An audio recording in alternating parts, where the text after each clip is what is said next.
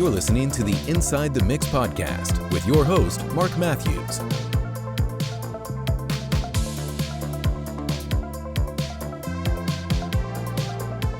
Hello, folks, and welcome back to the Inside the Mix podcast. If you are a returning listener, a big welcome back as always. And if you are new to the podcast, make sure you hit that follow button on your podcast player of choice. And also, if you're watching this on YouTube, hit that subscribe button and also the notification bell so you know when we go live and a new episode drops. So in this episode, we are again venturing into the archives of the Inside the Mix podcast. And this is the most downloaded, the most popular episode of 2022. And it's my chat with Dom Morley, episode 56. And it was a fantastic and insightful chat I had with him. So Dom, if you're unfamiliar, has got over 25 years of experience in the audio industry, multiple gold and platinum records, and he has won Grammy as well. And as well as his studio work, he's also the founder of the Mix Consultancy and also a professor of music at Leeds Conservatoire, and also a keen coffee drinker. So we connected on that level as well. So in this incredibly insightful episode, we chat about how to get experience at a recording studio. Tony Iommi's engineer and producer Mike Exeter, who did also feature on the podcast as well.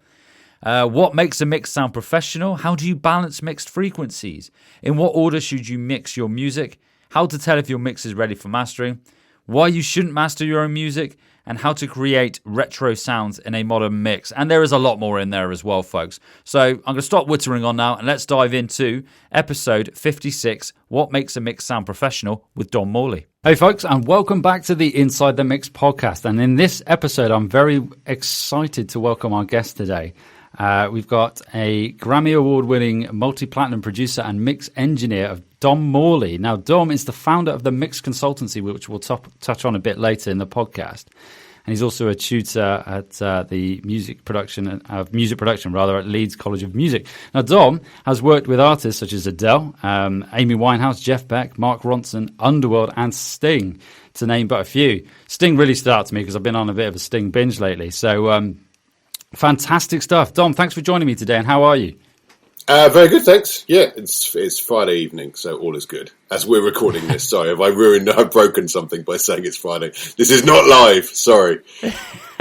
No, not at all. To be fair, it probably would be quite good for me sometimes to give the audience a bit of an indication of when these things happen. But no, it is Friday evening, so we are in the UK. So I know I do have, or rather the podcast does have quite an international audience, but it is Friday evening in the UK, and I don't know about where you are, but it is the classic UK weather of wet and windy down where I am in the southwest. Yeah. But there you go. That's what we've come to expect living in the UK. So, Dom, I thought what would be great is just to start, because we're going to move on to actual mix engineering a bit further down the line. It's just a bit of your story. How did you get to the stage where, or status where you are now of being a mix engineer? Where did it all begin? It began probably like most people. Like I was in a band as a teenager, and then wanted to record my band, so bought a few bits of recording gear, and this was back in the mid '90s, early '90s. So the cutting edge studio gear for a home studio was a Porter Studio, the cassette things, which bizarrely seem to be making a comeback. I have no idea why. I mean, weird. Anyway, so it was before computer audio, so I had one of those. And then bought an 8-track, bought a few mics, and just got stuff like that, and really enjoyed that bit. I didn't really like I liked being in a band because I was with my mates. Didn't like performing; that didn't interest me. But I really liked recording and getting things to sound good. So that sort of led eventually to me looking for a job in a studio. And I went all around London with the killer line: "I'll work for nothing, I make good tea." Figuring I could probably sign on or something. I'd find a way. Got nowhere. 3 days of knocking on doors of studios, got nowhere. So then went to Birmingham, tried the same line, and somebody said, "Yeah, all right, see you Monday." So I started work experience at a place and did manage to sign on. So I got a little bit of whatever it was called, job seekers allowance or something back in those days. That got me through enough weeks to make a few contacts, and somebody who was the chief engineer of the studio, also in Birmingham, that was owned by the band UB40, was looking for a brand new assistant. So I got that gig based on recommendation from the people that I'd been kind of helping out for free at the place where I was doing work experience.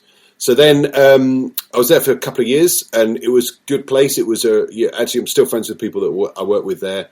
Really good little studio. It was 2 rooms, kind of a good out of London studio, because at the time, particularly in the 90s, it was incredibly London centric. And then after, I think it's 2.5 years there, I moved down to London, and I did a bit of freelance assisting around, and then managed to get a job at Metropolis, which is a big studio in Chiswick, the biggest independent in Europe at the time, and probably still is, actually, to be fair. 5 studios, all sorts of different desks, all sorts of different bits of gear, mastering rooms, just everything. So that was the one I wanted, that gig. And it was actually because it might be an interesting sort of angle for your listeners, but the reason why I wanted Metropolis is because I'd worked at this studio we had in Birmingham. We had an SSL desk upstairs and something called an AMEC Angela downstairs. Now, what would happen occasionally is you get an engineer who had been booked into the wrong room, and he was on the AMEC Angela, and he was expecting an SSL, and he basically couldn't work. And it happened a couple of times where it was like, if I haven't got an SSL, I can't do anything. And I didn't want to be tied to any one bit of gear ever, unless I could afford to buy it, and then I could take it with me. So Metropolis at the time had 3 different SSLs, an E-Series, G-Series and J-Series, a Focusrite desk, which is very rare, and a Neve VR. So at that point, I thought if I trained there, I'd just know how to use desks. And then I could walk into any studio and be perfectly happy with whatever's in front of me, because I just know how to use gear, rather than being tied to any specific bit of equipment. So that's kind of a principle I've always held really ever since. That I've always got a reason around the gear myself anyway, and that's great. But I can sort of go anywhere. I might take a couple of bits with me, but that'd be it. I'd be happy wherever I work. So that was that idea. And then so I was there for a bit. Working up from the very bottom, newest assistant gets all the 24-hour sessions, all that sort of stuff. After about 7 years there, I was in-house engineer, went freelance. I was getting enough sort of work to go freelance. And then, I've been freelance for 12 years, something like that. Had a little studio in Metropolis for a while. I shared it with a friend of mine called Chris Potter. The 2 of us just rented a room at Metropolis. But then I moved out of London to where I am now. About 7 years ago, got this studio in this building in Oxfordshire, which I turned into a studio. And so, I've been here ever since. That's the potted history of 1/4 century of me working. There you go. Fantastic. Yeah, it's kind of like that classic story of like the I don't want to say the T runner, but I guess it is in a way. You sort of like you start at the bottom there. And I love the idea of the variety being the key to success. And I think it's a great mentality to have in probably most creative aspects, is having a bit of variety. So you'd be able to take yourself into other studios and other situations. Yeah, and just carry on working, exactly. Yeah, exactly. Yeah. Do you think because the way you sort of entered the industry, does that sort of avenue still exist? Is it still possible to do that if you wanted to get experience in a studio?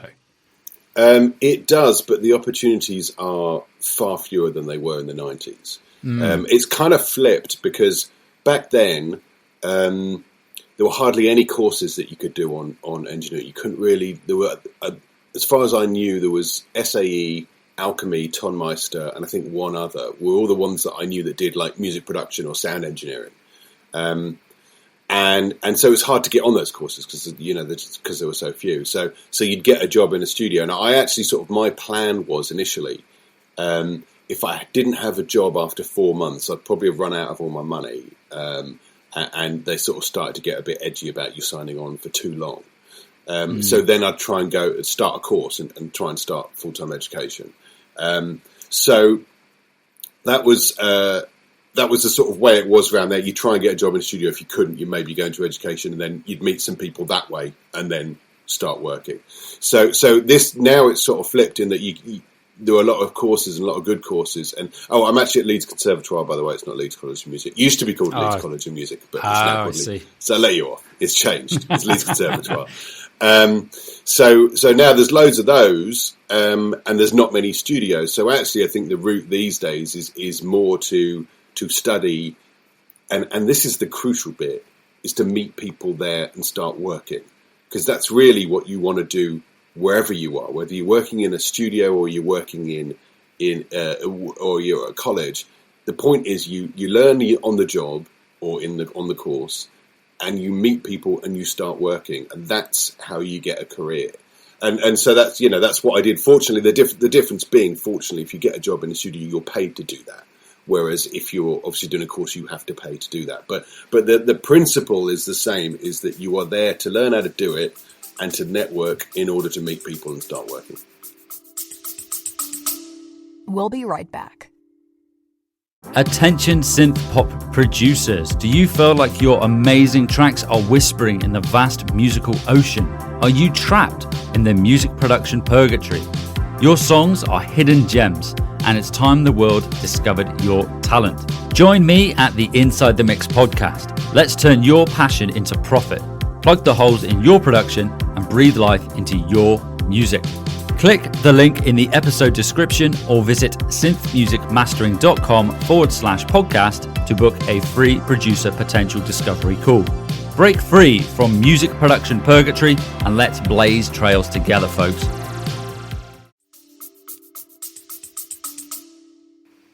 Yeah, so with the courses at the Leeds Conservatoire, which my due diligence there let me down in the run up to the podcast interview, with that there, and with your students, are you actively telling them sort of from day dot, like you're here to study, but also at the same time you should be out there networking and you should be out there meeting artists 100%. And recording, performing, whichever avenue they want to go down from day dot?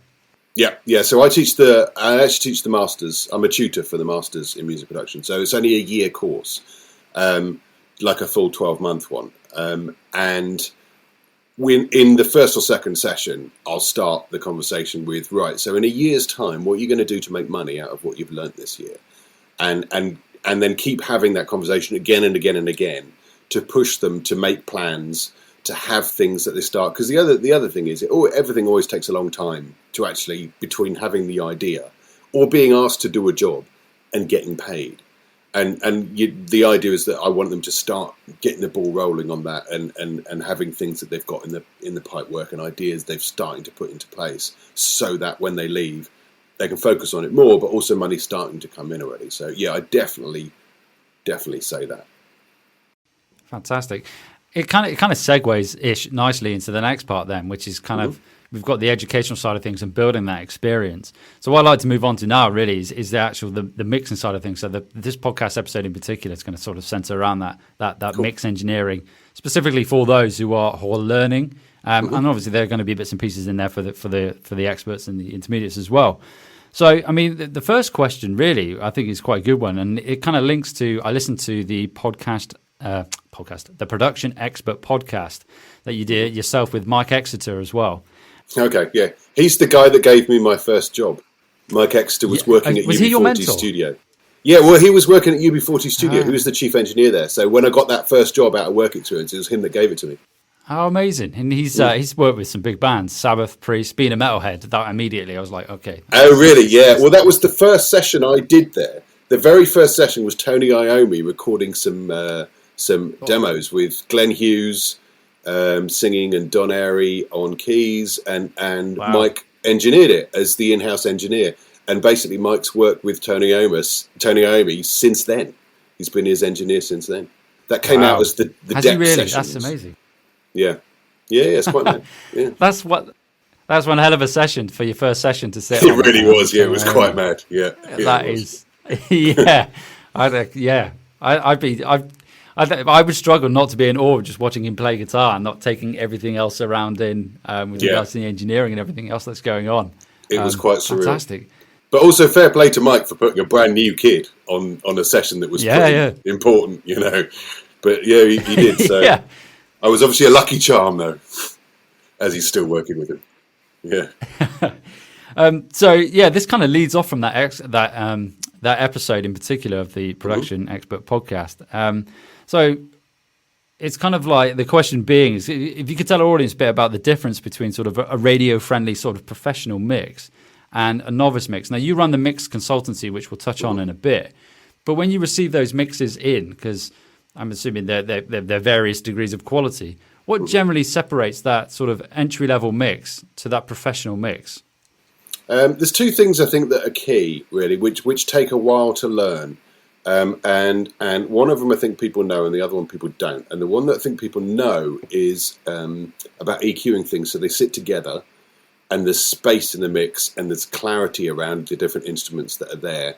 And that allows the dynamic of the track to come through as well. So it not only helps the individual sounds, but also allows the dynamic of the song to come through. Because once you've got instruments sitting together nicely, you can start pushing them up and down and doing what you want with them because they're not fighting with each other for a certain amount of space. And that's the big thing I think I find a lot with people that mix consultancy that I help them with is to hear that clash where those problems are happening, because that's I think the thing that takes so long to learn when you're just sat there on your own learning how to mix. And the reason why I came up with the idea with the mix consultancy, in fact, was after one particularly revelatory experience that I had where I was an assistant on a session. There was a very big band. I don't think I'm allowed to say who it was, but it was a very big band with decades worth of recordings. And we were going through everything and digitizing it because it was all on tape, and just putting it into Pro Tools and going and a rough mix of each one, because it was a band that sort of did a lot of jamming as well as writing. So there were a lot of jams that might turn into songs. They just wanted to know what they had recorded, that in case there was anything useful that they wanted to revisit for the next record. So there were 3 rooms running, 3 engineers, 3 assistants, of which I was one, and one guy who was overseeing the whole thing, who was also a mix engineer too, who I'd worked with loads. I knew him well. So what happened was the engineer that I was working with was ill for a couple of days.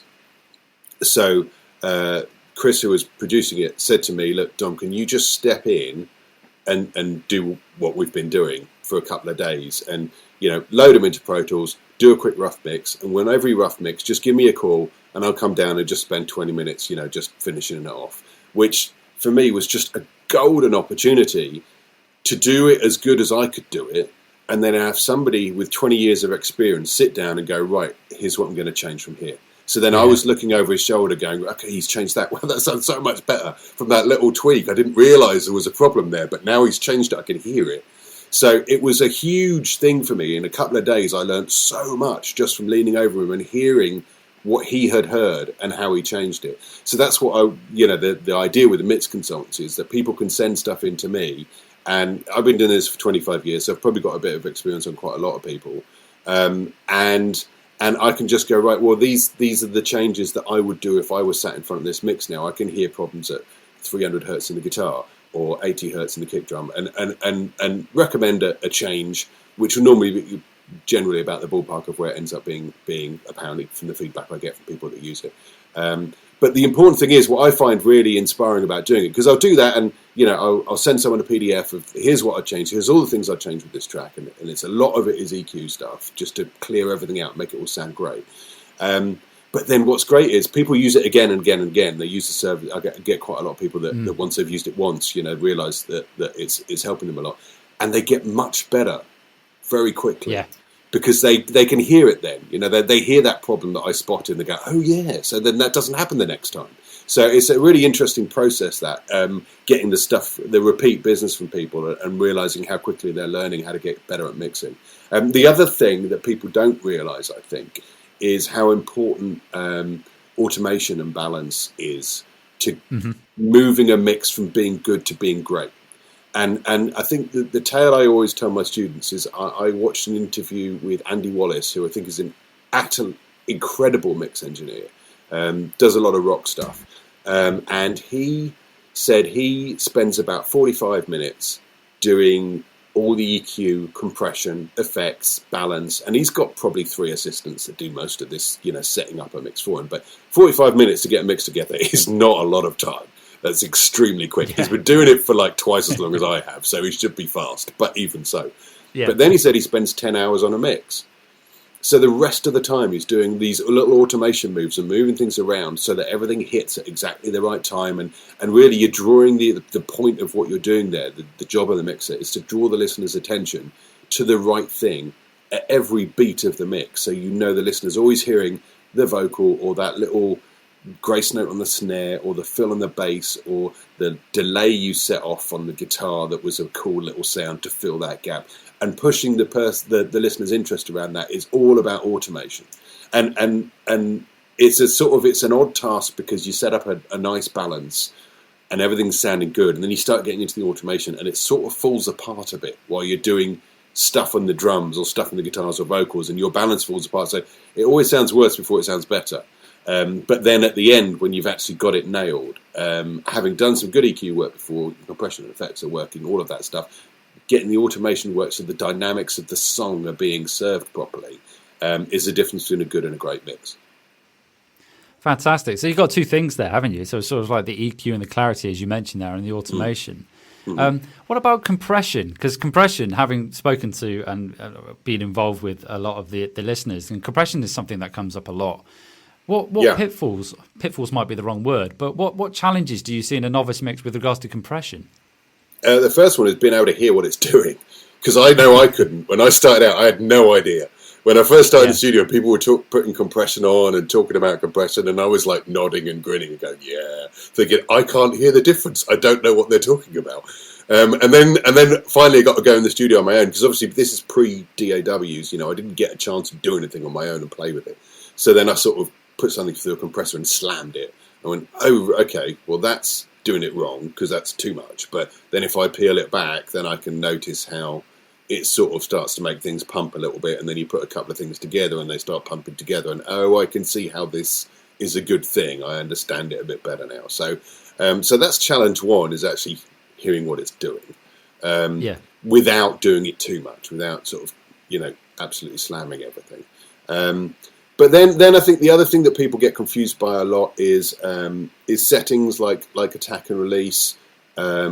Not all compressors have those on, obviously, but if you do, I always say, like with release, set it to release in time with the music. That's your best safe option. So watch the needle go back in time with the music, and then you know you're pulling everything to be moving in time. So you're helping the groove of the song by doing that.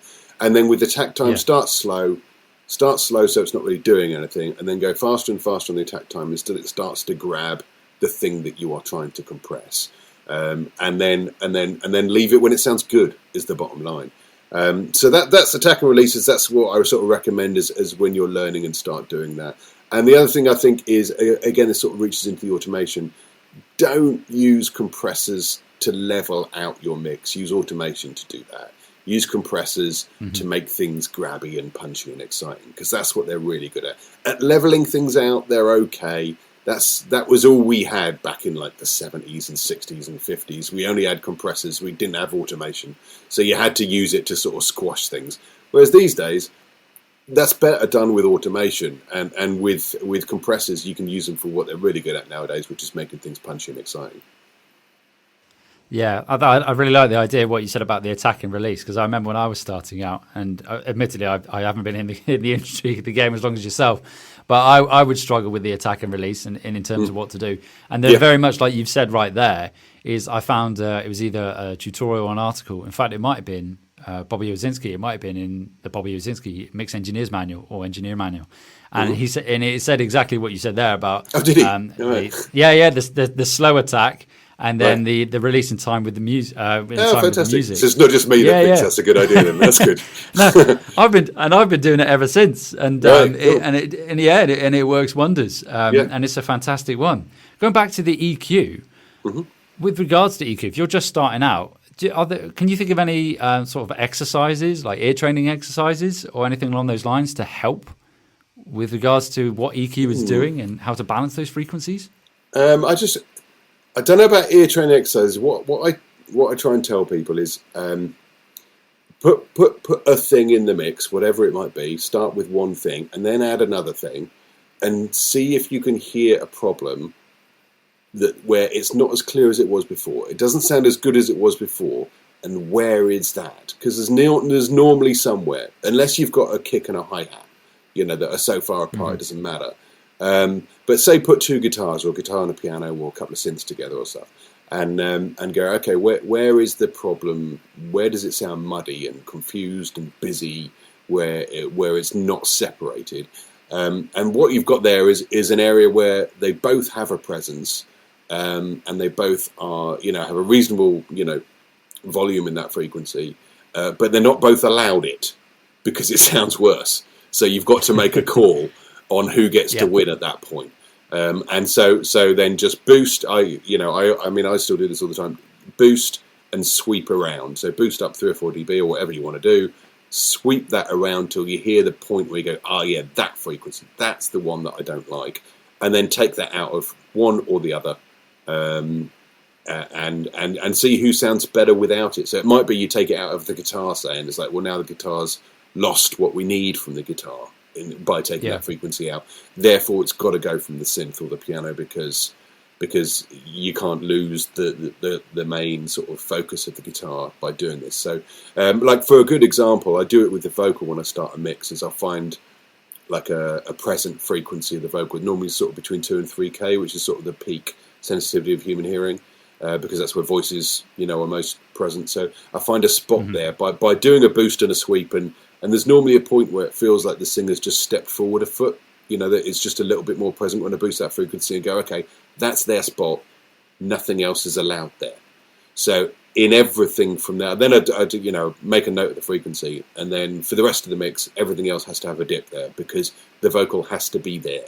There's nothing that can fight with the vocal. So I don't care who you are. You might be a snare drum, you might be a great guitar sound. You ain't going in that frequency because the vocal's got it. Yeah, that's a fantastic tip, because I think with vocals in particular, now the podcast itself is sort of centered, and it focuses on like the synth side of things and synth music, which is why I was for the audience. If you're watching this podcast, you'll see there's an array of modular synths in the background there in Dom's studio, which is incredibly impressive. But yeah, and I do get the question a lot of vocal, and in terms of bringing vocal, because a lot of synthwave tracks and synth music, I say a lot, a vast majority of it is instrumental, and bringing those vocals in, and that's a really cool way of doing it. And I like the idea of just saying and being rigid and strict and saying nothing else is going to go in that spot. That I've picked out with that EQ suite. And actually, it's quite often I see things on forums. I really shouldn't go on forums, but occasionally I go on forums and I see people saying, how do I get why isn't my vocal fitting in this track? And then somebody will suggest like a 10 plug-in chain. I'm just like, oh god! It's just like the guitars are in the same spot as the vocals. There's nothing you can do to that vocal to make it fit.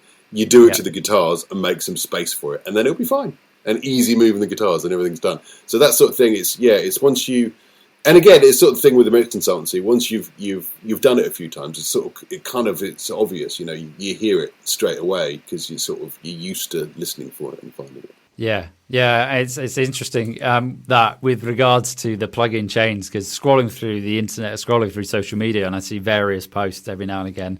I see quite a lot, and it's just plug-in chain after plug-in chain after plug-in chain, which is great. But a lot of the time, as you say there, it's not necessarily the plug-in chain or your plugins or whatever it is you're using that's the issue. It's that frequency balance. So there's another question I wanted off the back of this, but before we go on to that, my next question was going to be, you mentioned there about the vocals. So when you're actually starting a mix session, which instrument group are you starting with, or does it vary depending on the project? Well, I do that thing with the vocal, and then I do the drums. That's always my route. So I know where the hole's got to be for the vocal, and then, because the drums the kick defines the bottom end, the snare defines the mid-range, and the hi-hats and cymbals define the top. So once you've got those in place, then you can start fitting the instruments in. But I would hate to have to fit drums in after the fact, because they are everywhere. So I'd hate to have to try and fit that in after I'd got in all the rest of the instrumentation. That would be a pain. So that's always the route I go. Yeah, it's a similar route that I follow myself, and in other discussions, I've heard other engineers do that as well with regards to the drums. Admittedly, I don't think I've ever started a mix with the vocals first, but it's certainly something I'm going to try going forward now, because it's being a sort of engineer, a producer myself, and it's quite new to the game, as it were, comparative to yourself. It's still learning that.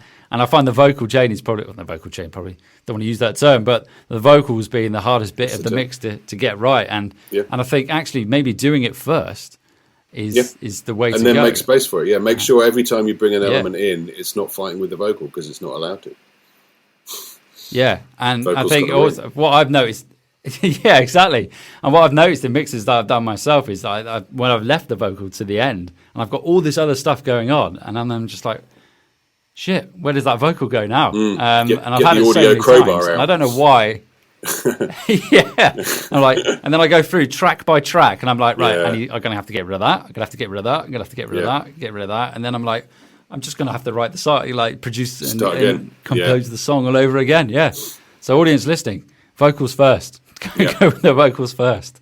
Yeah, and I, to be honest, I don't really go to town with it. I know some people who do the whole vocal sound first and then carry on. I just find out the main present frequency in that mid-range and go, okay, I know it's got to be there. And then I move on. So there'll be more that I do afterwards, but I just need to know that bit.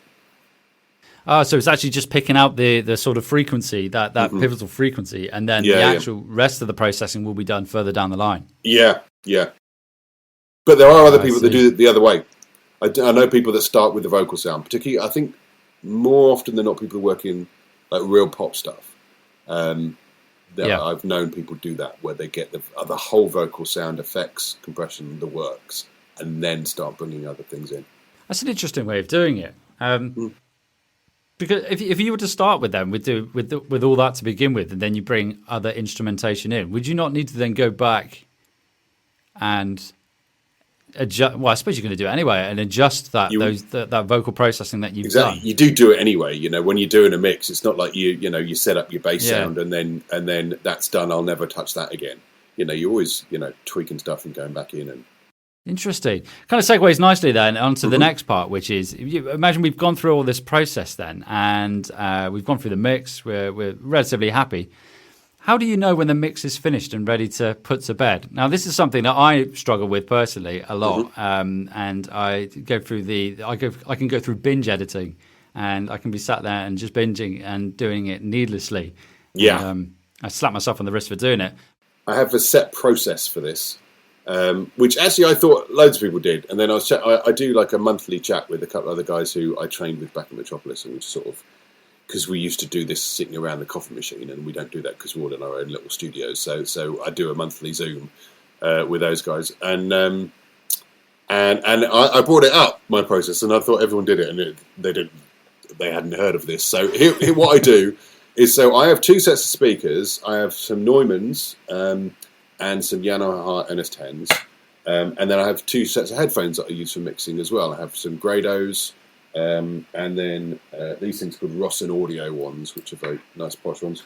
And what I do is I pick one of those things for my first pass. So I've got the sound, everything's kind of together, but I need to get into automation now to get the thing finished.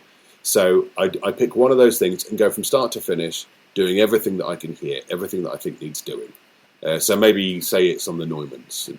Do everything so it sounds finished to me on the Neumanns. Then I go on to another one. I'll go into the Grados.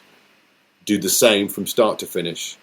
Then I go into the NS10s, same thing. Then I go into the Rossens, same thing there. And then back to the Neumanns for last pass. And at that point, I probably can't hear anything I want to change. And once I've done the last pass on the thing that I started on, I'm done. So you're sort of trialing it on different systems or different listening environments, headphones, and then. So I'm kind of doing the mix, going through, doing all my automation moves, everything that I want to do, and then I'm jumping on a different set of monitors and doing the same thing. Where there's always less, there's less for each round. There's far less for you to do, but it just means I know I'm not missing anything because I'm checking out on all my different systems and making the changes that I hear on there, and then I have got these different ones because they all do sound a little bit. I like the sound of them all, but they are all a bit different. So that's how it works. With regards to different listening environments, I sort of audition mixes and productions in the car, and I hear conflicting stories with that. I hear, I read, some individuals will say, no, you shouldn't do that, and others will say, well, yes, you should. What are your opinions on auditioning sort of in a car environment? You should do it if it works. If you can sit in the car and you hear your mix and you hear something that's not right about it, and then you go and change that thing that you heard and it sounds better, then that's a great listening environment for you. And it's just like with these headphones, these speakers, they won't work for some people, but they work for me, so it's great. The car thing didn't work very well for me, so I stopped doing it. It might just been I didn't like the stereos, particularly in the cars that I had. I've got a new car now with a nice stereo, so maybe I'll start doing it, but I can't be bothered. What I've got at the moment works, so let's not mess with that too much. But But no, I think any of those kind of rules that people set is like, I find a bit weird. Like when people say you can't mix on headphones. Well, you can, and if your mixes sound really good on headphones, then keep doing it. So and there's very slight technical things that people say about it. But this tiny technical thing, it's like, yeah, but people, if you know that, and you know your headphones well, you work around that, and you know that that's the case. It's like, there's people that suffer from minor levels of hearing loss that are mix engineers, and they work around it. Their perception deals with it, and they turn out brilliant mixes. And I was speaking to a mastering engineer recently who said it always used to be the case back in like the 80s, up to the end of the 80s, that people would come into mastering and go, I've got a bit of a hole in my hearing about 500 hertz, so there might be something odd there, but there you go. And then they carry on. It'd be a brilliant mix, and there'd be something a bit odd about that. So all those things, those little limitations that everybody has, either in themselves or in their room or in their whatever, as long as you know what they are, you can carry on and get a great job. Yeah, I agree with that. I've spoken to numerous producers, and I know a few off the top of my head, and who mix predominantly with headphones, and their mixes sound great, and the productions sound great.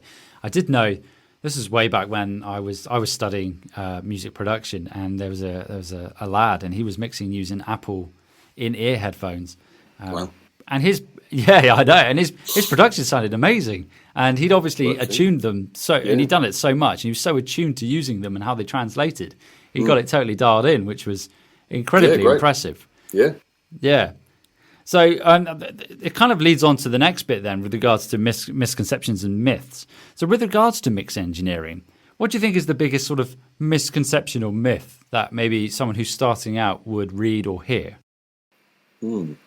Good point. I think probably any of those aforementioned rules, I think, are misconceptions and myths. The idea that you can't do something, and I always try and remember that when I'm telling people how I do stuff or how I'd recommend to do stuff. And unless you don't agree with that, or unless you think that sounds rubbish, in which case don't do it. And I do that in the mix consultancy stuff as well. I try and flag up like, this comment is slightly in the realms of production rather than mixing. Like, it's like, this is a taste comment, so try it, see if you like it. If you don't, sack it off, it doesn't matter. But it's just, I always try and approach it of like, what would I do if I was sat here? Here's what I would do, right? So that's I try and check myself on that sort of thing. But yeah, I think if you ever hear anyone sort of saying, oh, you can't monitor on those, you can't listen on that, you shouldn't do this, that plugin's not for that, it's for this, you can't mix with plugins, it's got to be analog, it's got to be digital, etc., etc., etc. All of that's nonsense. All that matters is what comes out the speakers. Does it sound good? If it does, you've nailed it. Yeah, exactly that. And it's a case of like the end listener's not going to really care too much about the process of putting it together. Not even a tiny bit. Not a tiny bit. Yeah, exactly. No. Exactly that. And it leads on again to this next question, and it kind of falls under, maybe it does fall under the myths and misconceptions. And this regards to sort of mixing and then mastering, because a lot of the audience do mix and master. They write, produce, mix, master their own music. Yeah. What is your opinion on mixing and mastering your own music? Should you get maybe someone else to master it? Basically that is the question. Do you think it's worthwhile getting a second set of ears to master that music if it is possible and it falls within your sort of budget? Yes, always. Yes, I would always do that if I could. And I think I've once or twice mastered something that I've mixed myself, but I feel it's a bit like marking your own homework if you do that. Whereas if I send it to someone else, then I'm getting a second set of professional ears listening to the mix in a different room, which is also good, on different speakers or my lot, and getting their kind of take on it. So yeah, I would always recommend to do that. I know it is a budgetary thing, but I think that the problem that I think has sort of crept into music production is it seems that people think it's the norm to mix and master something, like it's all one process and it's one person's job, and it isn't. Yeah. And I don't think it should be. I understand that sometimes that's how things go, just like sometimes you're better off as a performer, somebody else doing the engineering for you. So all you have to think about is the performance. You don't have to think about how things are routed and all that sort of stuff. You can focus on the one job that you've got, which is performing. And if you've got an engineer, they can do their bit, and you get a better result on both ends. That doesn't always happen. Sometimes you've got to do it yourself, do all the job yourself. Same with mixing and mastering. Sometimes you just have to do it, and that's how life is. But if you get an opportunity to get someone else to cast their ears over it and go, this is perhaps a little bit heavy here, I think you can push it this much on the compression, blah, blah, blah, then I would always do that. The one sort of thing that I think people need to be aware of with using other mastering engineers, using other people to do it, is be aware of how you want your track to sound and let them know if they didn't do that. Because I think that I have had mixed experiences as mastering engineers, and the ones I use now, ones I've used, I found a few guys that I use a lot. And they sit there and listen to the mix and go, oh, okay, that's what he's aiming for. And then they just make that better. And occasionally in the past, I've had people go, oh, right, he's probably got that wrong then. I'm going to change this completely. And I'm like, well, that's not what we wanted. Because my mix got the okay from the band. Everyone was happy. Yeah. And so now you're supposed to just make that a bit better with the mastering job. Hear any problems, whatever, but not completely change it. So that's just the only bit of advice I say I'd give if you're sort of new to farming mastering out to other people is be aware that this is if the mix is signed off and okay, everyone likes it. That's what everyone wants, and it just needs to be a slightly embellished version of that, not something completely different. Yeah, fantastic advice. And do you think it's worth with mastering finding a mastering engineer who specializes in specialize might be the wrong word, but their wheelhouse is the genre of music that you're working within? Because I guess mastering engineers, though, they're quite broad, aren't they, in terms of what they master? Yeah, I mean, I know that often happens. It happens in all areas of the industry, really. There's people get known for doing certain things, and it's mostly because you've done those things a bit, and people recognise you for it and go, oh, well, he did that record, that sounds a bit like mine, so he can have mine now. And then you just end up down a sort of, a bit of a path. It's something I've tried to avoid, if at all possible, because I think it keeps life more interesting if you're doing like a variety of things. Yeah.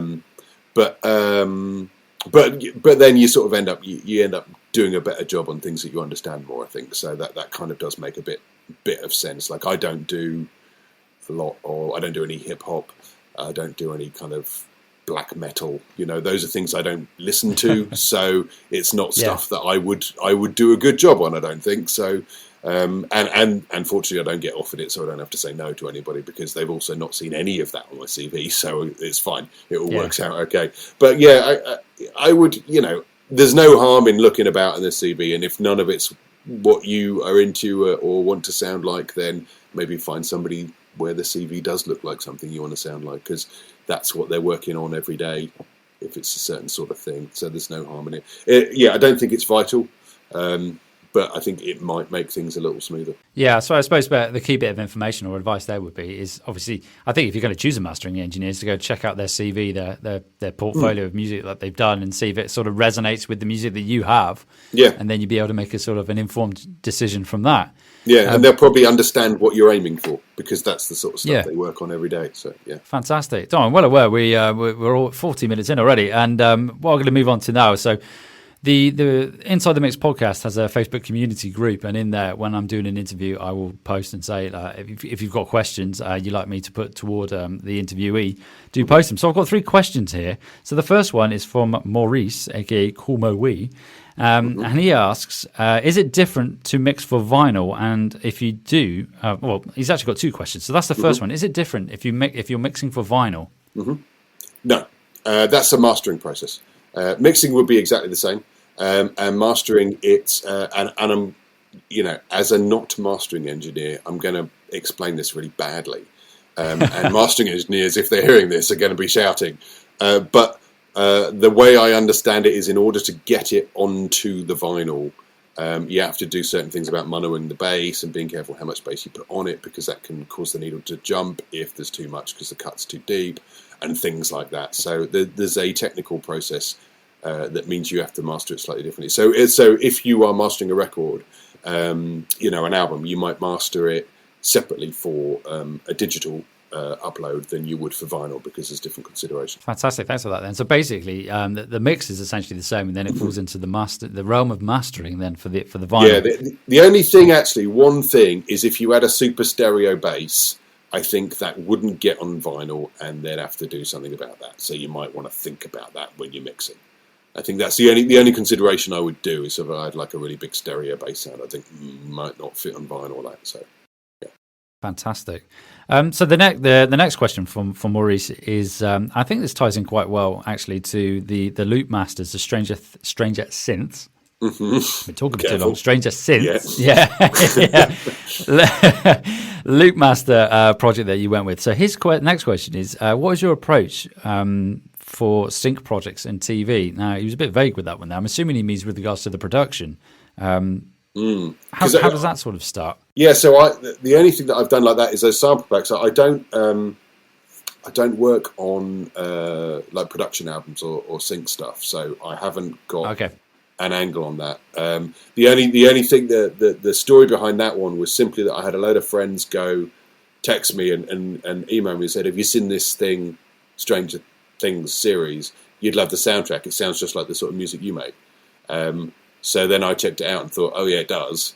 I could probably do a sample pack of stuff that sounds a bit like that, and people might be into it. So that's how that came about. Opportunistic. Oh, I see. Yeah, fantastic. So did you do a lot of the total tangent here? Did you do a lot of sort of your own synth productions? Because obviously with the modular synths you've got in the background there, with time permitting, I guess. There's the big phrase, time permitting, which it isn't. So I did a 4-track EP. Under the name 5 Pages, which is 5 is a V, like the Roman numeral thing. So if you look up V Pages on your streaming platform of choice, there's a 4-track EP there, which is a bit synthy. First track's a bit more guitar. There's a few guitars on it, but it's mostly synthy stuff and some friends singing. That's all I've actually put out myself. This ends up on other people's records, basically, either as... if I'm mixing, I might put stuff through it or recommend they send a MIDI file with the synth part and, I can, embellish or replace or something. Or just if I'm producing something, this will end up on there somewhere. Fantastic. Excellent stuff. I'll go and check that out. 5 Pages on my streaming platform of choice. Brilliant stuff. In fact, what I'll do is I'll put a link in the show notes for this episode. Oh, cool. So, so the audience can go away and have a listen to that as well. So the next question is from Chaco Daniel. So he's a producer called Tholos. Asks, how do you dial in modern retro sounds during mixing? And he cites the Amy Winehouse Back to Black album. That's quite a broad question there. Well, the first thing I'm going to say is that was mixed by Tom Elmhurst and not me. I recorded most of that, but he mixed it. But I can certainly tell you how we recorded it to sound modern retro, which was I had a conversation with Mark Ronson, who produced half the album. Sal and Romy did the other half, but probably if you only know the singles, you know all Mark's ones. And he said about wanting to sound old 60s girl group, Phil Spector, those kind of sounds. Because I was doing first session I did of him with strings, a string session. And I think actually we had brass and orchestral percussion on in one day. It was like quite a big kind of full-on shipping things in and out of the recording room. So I set up a lot of valve mics and a lot of ribbon mics. Because those were the mics that they had in those days. That was the process that they had. So I thought, well, let's try and be as authentic as we can by using the gear that they had. But then also what I sort of thought as well, I'd read, books about those sort of things. There's a really good biography of Phil Spector, which is really interesting. But what they would do in those days often is they would have one mic in the room. They didn't have the capability to mic everything up individually. So it'd be just one mic or a few mics that would cover the room, and then you move the instruments closer or further away, depending on how loud you want them to be. So I thought, as an aside, I'd put a ribbon mic in the studio that we were recording in. Had like a big, there was a bit of glass and concrete in it, a plaster, unfortunately, but there was some wooden bits, and there was like a shell-shaped wooden thing covering a corner, like the inside of a shell. So I put a ribbon mic up there to catch some room sound with an old mic, that sort of thing.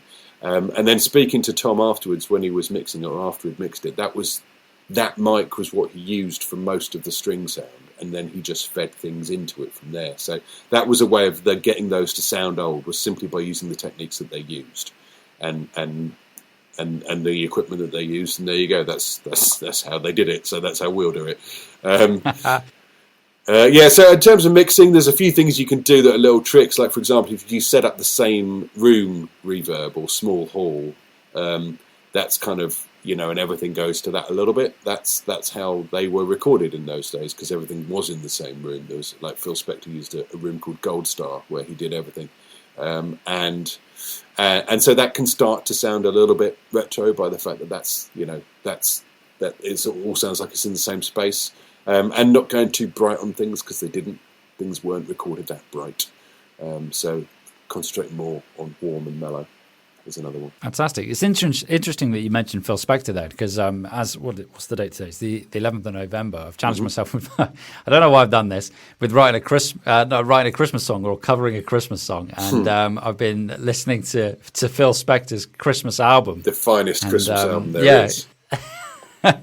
It's very good. What I was doing is I've been on a music sort of theory and composition and arrangement binge of late, and I was thinking, right, how are these songs put together? So I've been looking around online and then listening to songs and thinking, okay, this goes there, that goes there. What chords are they using? Chord progressions and all that sort of things. And it's really interesting, actually, which is why it's led me down this Phil Spector route. But it's exactly what you mentioned there about the particular sound you have, because when you listen to it, it sounds like one microphone, but I guess it wouldn't sound the same if it was recorded. No, it wouldn't have that character. No, it's that wall of sound thing, which is cool. Interestingly, I did work with Phil Spector once, just as an assistant, and I got him to sign my copy of the Christmas album, which I was very pleased about. Oh wow! But he said it was a good story. He said it took about 9 months putting that album together, with the writing and the recording and everything. It was a big project for him, because it was on his label, and it was like, I'm going to be rich because I'm going to make the best Christmas album ever. And he said, and then just before Christmas, Kennedy was shot, and Christmas was cancelled in America. So then the album did nothing, because they weren't going for it the way they had. And it took him years to recoup what he'd spent on it. But then obviously since then it's been massive. But it was quite funny that totally went very badly for quite a while. Yeah, that's quite the anecdote. That's not great when that happens. Well, I say when that happens, like it's happened a lot. But that is incredibly unfortunate. But like you said, I think he's probably done quite well off the back of it. I think I want to say it was re-released. I could be wrong. This once again, this was late last night when I was researching the foundations of a Christmas song. So the final question is from another community member called Dan Maloney, and his question is: when so much is possible inside the box, is investing in really pricey mic preamps worthwhile, or would a good microphone and decent plug-in be better? I suppose a good example of that would be like there's the Slate Digital mic emulation, which you buy the Slate Digital mic and then you have various different mic modelings within their software. Yeah. Unfortunately, I'm not particularly the best guy to answer that on the basis that I haven't used any of those. I haven't used the modelling mics. I've heard good things. There was the Townsend one as well, which won an award for best mic, not even best modelling mic, just as a great sounding mic, which then got bought by Universal Audio, the company. So I think that's turned into Universal Audio's mic. Or if they've got one out, it's that one, or whatever. If not, one's coming out soon, and it's that. So I'm not sure. I guess maybe my advice would be to get something, if you want to go that route of using a variety of different things. It's still worth getting something that's high quality, because you still want the best signal going in to the DAW. If you have a bad signal going into a DAW that's not very clear, there's not much. You can only colour it from there. You can't make it better and clearer. So if that's the route you want to go, I'd recommend getting a nice quality one, but something that's quite clean. So like a Neve one, for example, is great, but it's fairly coloured, and which is a nice, that's what I would go for. But that's the choice I've made. I've decided to sound like that, or I have a couple of valve ones that I really like. So that's the choice I would make there.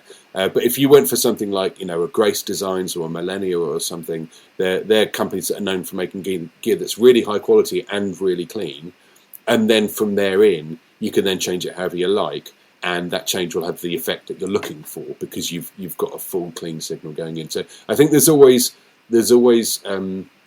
an argument for having the best quality signal as far along the chain as you can get it. It's like, there's a friend of mine used to describe, he says his woodwork teacher used to say, keep your wood as long as you can for as long as you can.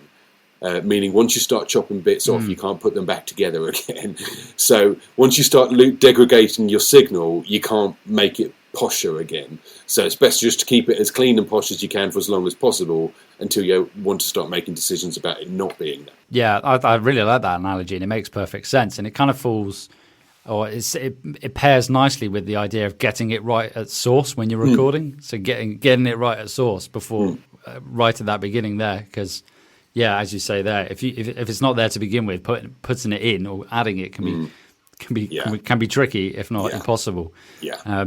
No, that's fantastic. Thank you. Yeah, brilliant answers to those, Dom. And I hope that's for those three listening and the audience as well has answered those questions. I'm sure it has.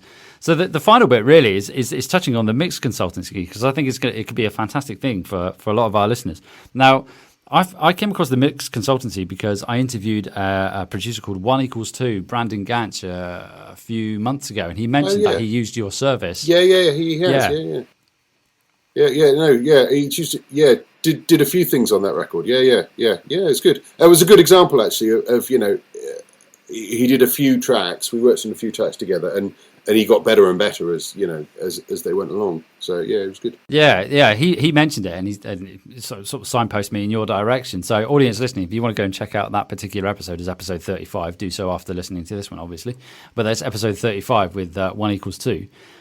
So I know you touched on it briefly earlier, but can you just give us a really quick sort of breakdown of the mix consultancy? Because I know there's also tutorial elements and courses involved in it as well, if I'm not mistaken. Yeah, kind of. Well, yeah, there are some of those. So basically, the idea is, it's a bit like I explained earlier. I managed to get my head over another engineer once who had 20 years experience with me, saw what he did to my mixes, and I learnt a ton in that period. So I thought, how can I make that available to people that can't afford, for time or money reasons, full-time education in music production? So I thought, well, I can do that. I can offer people that. So you upload your mix to me, and then there were two sort of packages. There's gold or platinum, and gold is I listen to it, I write down all the things that I would change at that point, and then I send you a PDF with all of those things.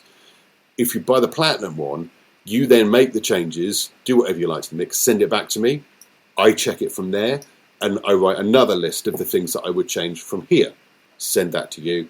Then you make the changes, send it back to me, and then I do a third round of. Normally they get smaller as they move along, because we're closing in on stuff. But things do change as you develop the mix through the changes that I've suggested. So then you get a third round where I send, do you a PDF of that. So that's gold and platinum packages of that.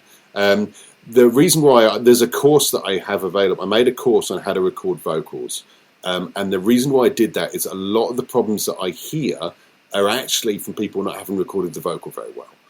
And their mix problems would be mostly or largely easier or gone if they had a really good sounding vocal that was really well performed. So in the recording vocals course, which you can get to on the website, Mix Consultancy, I get into the psychology of it, like how to do pre-production, what to talk about, how to talk about things, tempo, lyrics, pitch, all of the things you need to do and know before you start recording. We talk a little bit about gear, I talk about how to run the process of recording and what to do about editing, tuning, all that stuff afterwards. So you can just get a great lead vocal and then you can, mixing's just so much easier if you've got a great lead vocal to work for. So that's kind of what I've got with the mix consultancy. It's mostly about those kind of the consoles. That's why I started it. But then I've got that course there because I know that that's a big part of what would help people get better at mixing as well. Fantastic. And going back to what you said there about the vocal, I suppose it sort of echoes what we mentioned just then about getting it right at source. And if you go through that process of learning and education and figuring out, actually, if I get this vocal how it should sound before it goes in, like you say, it's going to make it so much easier further down the line. Yeah, and I think people don't realise how much performance makes a difference to mixing. If the performance is great, the mix is easier. Oh yeah, and yeah, that's a big part of it. Which is why I get into the psychology a lot, because the psychology of the session and you as a producer and all that sort of stuff. Yeah, it's really interesting because I've sort of been more so on the other side of the glass, being the musician being recorded. And it's the reason why that I then looked at production and mix engineering and whatnot is because I kind of poked my head around the door and I looked at the computer and I thought, actually, that's quite interesting. And I kind of want to know what he's doing there at that desk. Yeah. And that's sort of how I sort of came into it. The thing I find mad as well, the thing I find mad with it is I put a lot into it. And, when I do a vocal session, I'm thinking about lighting and, all this sort of stuff. And then there's people that record themselves and go, oh, well, I won't bother with that stuff. I just, I have a cup of tea and then I start singing. Like, why do I put more effort into someone's vocal session than they put into their own? Why would you not put that effort into your own vocal? It's your vocal. Yeah. Like, it matters more to you.